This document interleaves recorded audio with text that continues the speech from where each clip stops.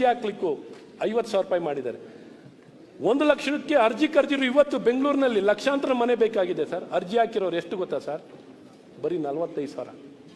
ಬರೀ 45,000 ಪೀಪಲ್ ಮುಂದಕ್ಕೆ ಹೋಗಿ ಅರ್ಜಿ ಹಾಕಿರೋದು. ನಿಮ್ಗೆ ಅಂಕಿ ಶಂಕಿ ಕೊಟ್ಟಿದ್ದು ಸರ್. ಅಂದ್ರೆ people are not able to apply. ಇವತ್ತು ನಿಮ್ಮ ಗ್ರಾಮೀಣ ಭಾಗದಲ್ಲಿ ಆಶ್ರಯ ಯೋಜನೆಯಲ್ಲಿ ನೀವು ದುಡ್ಡು ಇಸ್ಕೋತೀರಾ ಸರ್?